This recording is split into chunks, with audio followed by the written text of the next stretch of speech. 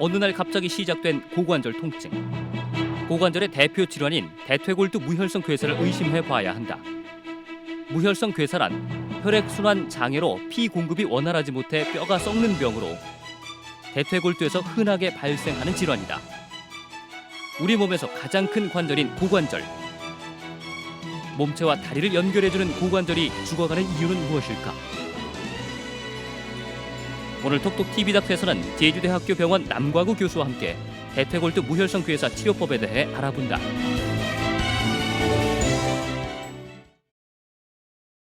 네, 안녕하십니까. 퇴행성 관절염 하면 많은 분들이 나이 드신 할아버지, 할머니를 떠올리실 겁니다. 하지만 제가 오늘 말씀드릴 대퇴골두 무혈성 괴사는 그렇지 않습니다. 아이들과 열심히 놀아줘야 될 30대 가장, 가족의 삶을 책임져야 할 40대 가장, 그리고 이제는 삶의 여유를 지켜야 될 50대 남성, 특히 중장년 남성층에 많이 발생하는 질환입니다. 그리고 의외로 우리 주변에서 쉽게 찾아볼 수 있는 질환이기도 한데요.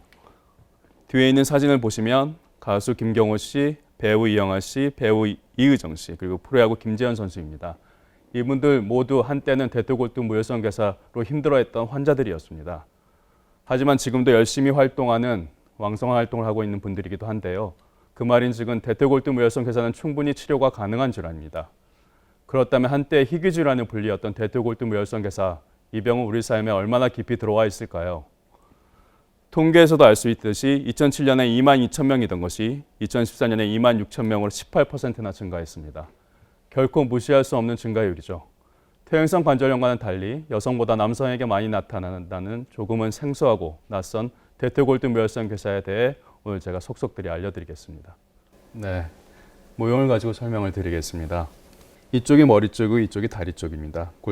골반을 이루고 있는 뼈의 일부분이고요. 이쪽이 무릎 쪽입니다. 대퇴골이라고 하는 것은 우리가 흔히 일컫는 엉덩이 관절, 즉 고관절과 무릎 관절을 연결해주는 우리 몸에서 가장 두껍고 튼튼한 뼈입니다. 대퇴골을 자세히 보시면 대퇴골 부분 중에 머리 부분이 있는데 그걸 지칭하여 대퇴골두라고 부릅니다.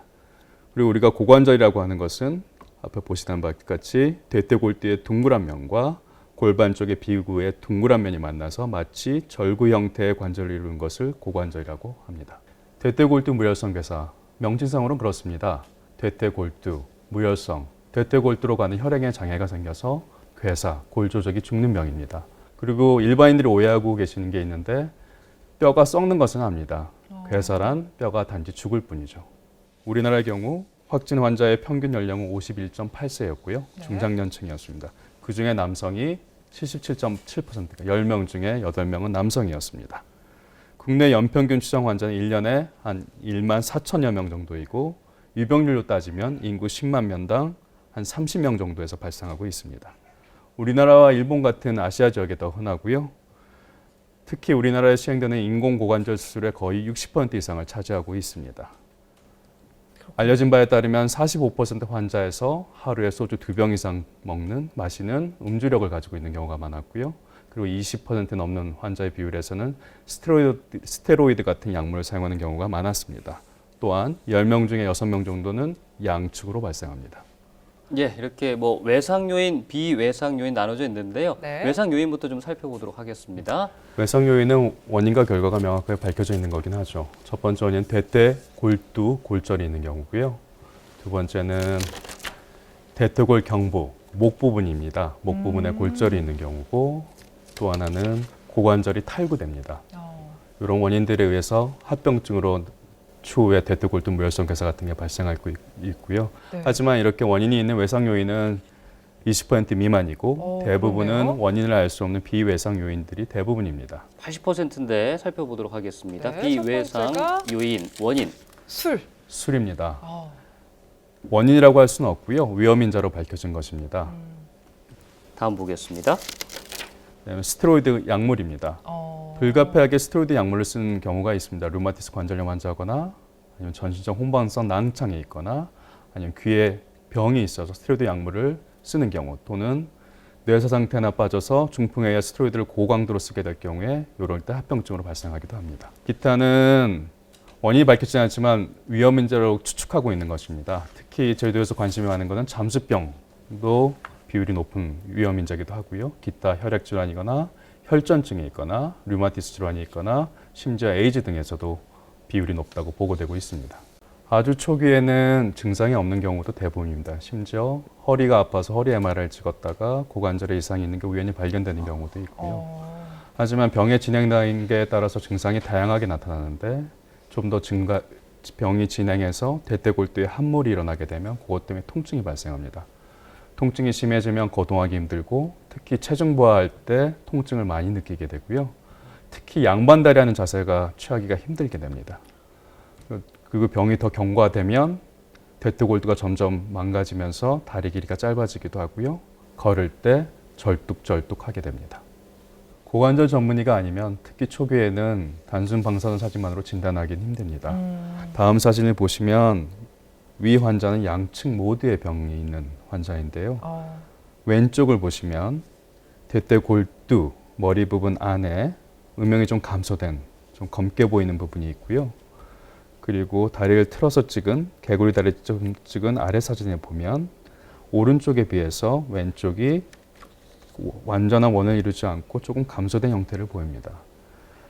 왼쪽에는 뭔가 있다고 의심할 수 있지만 오른쪽도 자세히 보면 전문의가 보면 음영이 조금 차이가 있는 게 보이긴 하지만 엑스레이로 확진을 할 수는 없습니다.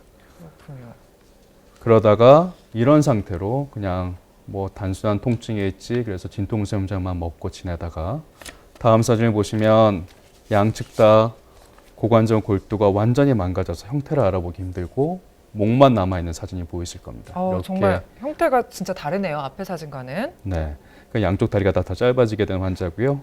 이렇게 심해진 경우에야 병원에 와서 진료를 받기도 합니다. MRI 가격이 만만치는 않습니다. 예를 들어보겠습니다. 30대 환자고요. 네. 환자는 오른쪽, 사진에서 보면 왼편에 보이는 쪽이 오른쪽입니다. 오른쪽 고관절이 아프다고 왔습니다. 네. 단순 방사선 사진에서는 정상인 좌측과 비교해봐도 우측에 특별한 이상이 있는 것을 발견하기가 힘듭니다. 다음 사진은 CT입니다. CT도 대퇴골두를 주변으로 해서 찍었고요. 좌측은 정상인 쪽과 비교해봤을 때 우측에 특별한 이상이 보이지는 않습니다. 다음 사진은 MRI입니다. MRI를 보시면 좌측에 보이는 게 정상입니다. 이렇게 하얗게 신호가 균일하게 보이던 것이 오른쪽에 보면 검고 하얀 부분도 있고 위에 테두리가 있는 그렇게 망가진 병변이 보입니다. 이게 대퇴골두 무혈성 괴사고요. 그 아래 사진에서도 보이면 검게 보이는 부분이 좀 더 명확하게 보입니다. 하지만 이 환자는 맨 아래 것을 보시면 좌측에 동그랗게 하얀 점이 하나 보이실 겁니다. 결국 이 환자는 양측 다 대퇴골두 무혈성 괴사가 있는 환자이죠. 이렇게 초기에는 MRI가 확진하는 데 도움이 됩니다. MRI 찍는 이유는 크게 세 가지가 있는데요. 하나는 병을 확진하고 또 하나는 아픈 쪽 말고 반대측에도 병변이 있는지를 확인하고 세 번째는 괴사된 부위의 크기하고 위치가 예후에 중요하거든요. 그래서 크기하고 위치를 확인하면 병의 경과를 가늠해 볼 수 있습니다. 엑스레이를 기준으로 판단하고요. 제1기는 괴사는 있으나 엑스레이상 정상으로 보이는 상태이고 제2기는 엑스레이상 대퇴골두 내에 아까 보시던 바와 같이 음영 감소된 병변이 관찰되는 단계입니다.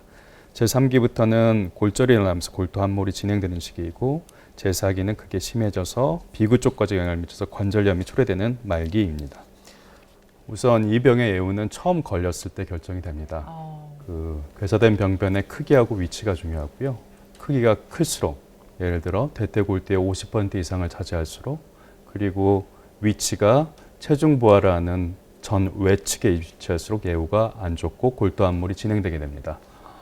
아주 초기에 병변 크기가 아주 작고 체중 부하 범위가 아니고 내측에 있다면 아무 치료도 안 하고 경과를 지켜볼 수도 있습니다.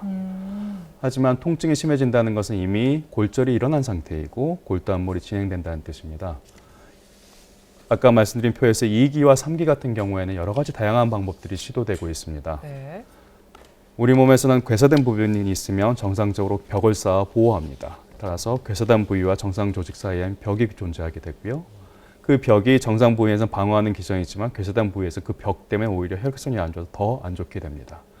그리고 골수내 압력이 증가돼 통증이 증가되는 경우가 많기 때문에 치료 방법은 그 벽에 여러 개의 숨구멍을 내서 하는 다발성 청봉술 같은 것도 있고요. 아니면 가운데 큰 숨구멍을 내는 중심 감압술 같은 것도 있으며 중심 감압술도 여러 가지 뭐 줄기세포라든지 골이식이라든지 아니면 생체 비골이식 같은 다양한 방법들이 시도되고 있습니다. 심지어 대퇴골순의 산소 순환을 좀 더 원활하게 하기 위해서 고압 산소 치료를 하기도 하고요. 중국 쪽에서는 골두암모를 예방하기 위해서 골다공증 약제를 투여하기도 합니다. 하지만 아직까지 과학적으로 입증된 바는 없습니다. 불행하게도 현재 의학 기술로는 괴사된 부위를 살리는 방법은 없습니다. 그래서 괴사된 부위를 살리기보다는 괴사된 부위가 약하게 되면 무너져서 골두암모를 예방하기 위한 다양한 방법들이 시도되고 있는 것이고요. 따라서 골두암모를 예방하는 게 치료의 목적이지 괴사를 되돌리는 것은 아닙니다. 그리고 일반인들이 오해하고 있는 것이 있는데 괴사된 부위가 시간이 지나면서 점점 커지거나 아니면 다른 부위로 뭐 무릎이나 손목 같은 데로 옮아가거나 그러지는 않습니다. 그리고 한 번 괴사가 생겼는데 거기에 다시 괴사가 생기는 경우도 극히 드물고요. 하지만 불행하게도 괴사된 부위가 시간이 지난다고 해서 저절로 크기가 줄어들지도 않습니다. 각각의 수술 방법에 대해서는 사진을 보면서 설명을 드리겠습니다. 첫 번째 사진은 다발성 천공술을 하는 방법입니다. 보시면 바깥쪽에서부터 대퇴, 목, 경부까지 굵은 철사 같은 걸로 여러 개의 구멍을 뚫고 있는 것을 보실 수 있습니다. 이것이 바로 숨구멍을 터주는 거고요. 이 효과로는 골순의 압력을 낮추고 대퇴골두 함모를 어떻게든 진행을 막아보려고 하는 시도입니다. 다음 사진은 수술 후 사진인데 네. 양쪽을 다 수술한 환자입니다. 자세히 보시면 오른쪽과 왼쪽 모두에 가운데 하얗게 들어간 부분이 보이고 골두 내에도 하얗게 뭔가 촘촘하게 들어가 있는 부분이 보이실 겁니다. 이것은 가운데 큰 터널까지 큰 구멍을 뚫고요.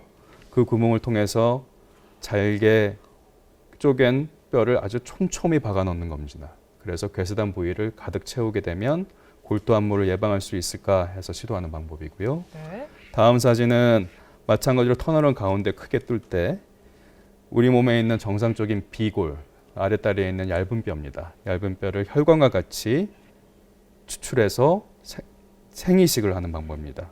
이 사진은 생이식과 더불어 대퇴골두 내에 촘촘하게 있는 사진으로 봐서 골이식까지 같이 시행한 환자입니다.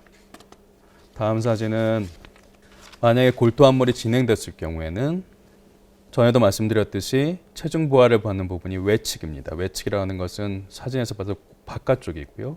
바깥쪽에 있던 괴사된 부위를 나사가 있는 중간 부위, 그러니까 대퇴골 경부 아래쪽에서 절골술을 시행해서 180도 돌려줍니다. 돌려주면 괴사된 부위가 체중 부에 있던 부분이 내측으로 돌아가면서 체중 부하 부위를 피하게 돼서 골두암몰을 예방하려고 시도되는 방법입니다. 사실은 이렇게 다양한 방법들이 시도되고 있다는 것은 어느 하나 뚜렷한 효과를 본 방법이 없다는 걸 반증하는 결과이기도 합니다. 아주 초기를 제외하고는 수술 결과를 예측하기는 힘들고요. 물론 3기까지 아까 말했던 병기에 따라 3기까지는 시도되고 있습니다. 수술의 결과는 괴사부의 크기, 위치에 따라 다양해서 전체적인 성공률은 30에서 60% 정도로 보고되고 있습니다. 하지만 이런 방법들은 자기 뼈, 대퇴골두를 어떻게든 보존하려고 시도되는 방법들이기도 합니다. 초기, 중기, 그때는 어떻게든 자기 관절, 자기 뼈를 살려보려고 이런 다양한 방법들이 시도되고 있는 거고요. 중기, 말기로 가서 통증이 심해지고 일상생활이 힘들면 마지막 방법은 손상된 대퇴골두를 제거하는 인공관절 수술이 남아 있습니다. 제가 모형을 가지고 설명을 드리겠습니다. 네. 전에 보여드렸던 정상 관절 모형이고요. 이렇게 보시면 안에 대퇴골두가 손상이 많이 되고 비구도 손상이 되어 있으면 수술 방법은 이렇습니다. 손상된 대퇴골두 제거하고요. 네. 손상된 비구도 같이 제거해서 인공관절을 이렇게 치환하게 됩니다. 관절이 이렇게 들어가고요. 그러면서 새로운 인공관절을 만들게 되는 것이죠. 실제로 들어가는 모형이 이것과 똑같습니다. 다음 사진이 직접 수술한 양측을 수술한 환자의 사진이고요. 네. 이 모양이 그대로 들어가게 됩니다. 최근에 수술한 환자들을 보면 40대 남자의 경우는 왼쪽에 문제가 있어서 왼쪽에 인공관절 수술을 시행했고요. 다음 분은 50대 여자분인데 마찬가지로 왼쪽에 문제가 있어서 좌측을 인공고관절 수술로 하였습니다. 사진을 보면서 설명을 드리겠습니다. 아래 보시는 사진과 같이 인공관절은 모형에 보이신 바와 똑같습니다. 골반 쪽에 들어가게 되는 비구컵과 비구컵과 대퇴골두, 인공골두 사이에 들어가게 되는 라이너가 있고요. 그 다음에 인공골두가 있고 그리고 대퇴골내에 삽입하게 되는 대퇴추대가 있습니다. 대퇴추대 및 비구컵은 그래도 우리 뼈에 가장 가까운 금속인 티타늄 합금을 사용하게 됩니다. 표면이 거칠게 처리된 이유는 거칠게 처리돼야 그 사이사이로 뼈가 자라 들어가서 단단하게 고정하기 위해서 그렇습니다. 사진으로 보여드리겠습니다. 네. 근데 먼저 말씀드릴 것이 저도 미국 연수를 갔다 왔지만 우리나라 인공관절 수술하는 의사들의 수술 술기나 재료는 미국이나 다른 선진국에 비해서 결코 떨어지지 않습니다. 저희가 최적의 최신의 기기를 사용하고 있고요. 네. 수술기도 세계 어느 국가 비교해도 떨어지지 않습니다. 단 고관절 수술 경험이 많은 고관절 전문의의 수술을 받아야 수술의 결과도 좋고 합병도 줄일 수 있고요. 그렇겠죠. 대표적인 부작용 사례를 보여드리겠습니다. 아래 보이는 사실은 R로 쓴 게 오른쪽입니다. 왼쪽이 보시면 인공골두가 컵 안에 위치해야 되는데 사실은 위쪽 뒤쪽으로 빠진 것이죠. 빠져 있는 게 보이실 겁니다. 대개는 수술하기 내에 1년 내에 조기 합병증으로 많이 오고요. 대개는 수술하고 나서 이른 시기에 환자가 고관절을 과도 굴곡하거나 그 안쪽으로 과도하게 내외전하면 빠지는 경우가 많습니다. 두 번째 사진입니다. 두 번째 사진은 인공관절을 하였는데 감염이 된 상태고요. 보시면 비구컵 골반 쪽에 박히는 컵이 네. 골반 안에 파고들면서 위로 좀 올라가 있는 게 그렇네요. 보이실 겁니다. 감염이 되면서 그중에 이런 걸 뼈가 썩는다고 표현하는 것이죠. 균이 들어가게 되면서 관절이 자꾸 골반 내에서 놀게 되는 거고요. 다음 거는 골절입니다. 네. 아래 보시면 오른쪽이고요. 대퇴주대가 있는 대퇴골의 연속성이 깨지면서 부러져 있는, 어긋나 있는 게 보입니다.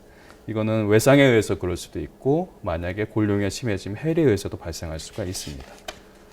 마지막 사진은 네. 이건 세라믹 관절면을 했던 거고요. 아까도 말씀드렸듯이 높은 데서 뛰어내린 이 환자는 교통사고였습니다. 그러면서 세라믹 보시면 인공골두가 여러 가지 파편으로 보이시는 걸 볼 수 있습니다. 세라믹이 박살난 거고요. 세라믹이 박살나면 정말 수술이 힘들어집니다. 그래서 아까 말씀드린 축구나 배구, 농구 같은 건 피하게 권고하는 것이고요. 마지막 사진이 하나 더 있습니다. 마지막 네. 사진은 장기합병증이고 아까도 말씀드렸더니 골룡이와 더불어 인공관절에 해리가 발생하면서 비구컵이 골반 위로 굉장히 올라가 있는 사진입니다. 이 환자는 걸을 때마다 인공관절이 덜렁덜렁하는 상태였고요. 그런 문제점은 재취환술이 필요하겠습니다. 기타 심부정맥 혈전증, 폐색전증, 그리고 하지부동, 하지 길이의 차이 등이 발생할 수 있습니다. 일반인들이 많이 알고 있는 인공 슬관절 수술, 인공 무릎 수술이죠. 그것과 비교해서 말씀드리겠습니다. 인공 고관절 수술은 수술 부위도 깊고 크고 그리고 더 어렵기도 합니다. 하지만 수술 후 만족도는 통증 면에서 비교해보면 인공 무릎 수술보다 훨씬 낫고요. 하지만 이에 대한 책임도 따르게 됩니다. 인공관절 수술하시게 되면 특히 초반 3개월이 중요한데요. 그 3개월이라 의미하는 것은 수술할 때 절개하고 들어갈 때 주위 관절낭이나 근육, 인대들을 절개하고 들어가기 때문에 그게 아물려면 3개월의 기간이 최소한 필요합니다. 3개월 기간 동안은 아까도 말씀드린 90도 이상 고관절을 굴곡하지 말고 과도하게 내외전, 간단히 설명드리면 수세식이 아닌 옛날 재래식 화장실을 이용했다가 앉은 자세입니다. 그 자세 때 탈구되는 경우가 대부분입니다. 그 자세는 피하시는 게 좋고요. 그리고 수술하고 나면 오랫동안 고관절이 아파서 단축이 되어 있다가 수술하면서 다리 길이가 늘어나면서 골반이 기울게 되고 골반 경사 때문에 수란 부위가 길어졌다고 절뚝거리는 현상이 나타날 수 있는데 그건 일시적이고요. 시간이 지나면 회복됩니다. 그리고 목발을 단기간 사용할 수도 있고요. 그리고 지팡이를 짚는 분들도 계십니다. 근데 일반인들 오해하시는 바와 달리 수술한 부위의 반대쪽으로 짚어야 수술한 쪽의 체중 부하를 좀 감소시켜서 더 편해집니다. 그리고 아까도 말씀드렸듯이 스포츠 활동 중에 권하고 있는 것, 권장하는 것과 권장하지 않는 것이 있는데 권장할 수 있는 스포츠는 걷기, 빨리 걷기, 수영, 골프, 테니스 정도는 가능합니다. 하지만 마라톤, 빨리 달리기, 축구, 농구, 배구, 미식축구 등은 피하는 것이 좋습니다. 자, 마지막으로 시청자 여러분께 하실 말씀이 있으시다면요. 오늘 생소하고 어려운 단어들 많이 들으셨을 겁니다. 고관절, 대퇴골두, 무혈성괴사, 골괴사. 하지만 아는 것이 힘이라는 말이 있습니다. 알수록 현명하게 대처할 수 있습니다. 대퇴골두, 무혈성괴사는 생명을 위협하는 암 같은 심각한 질환은 아닙니다. 다만 일상생활을 불편하게 하고 장기적인 합병증을 유발할 수 있을 뿐이죠. 만약 제가 오늘 설명드린 대로 증상이 있다면 병원의 고관절 전문의와 상담해 보는 게 좋을 것 같습니다.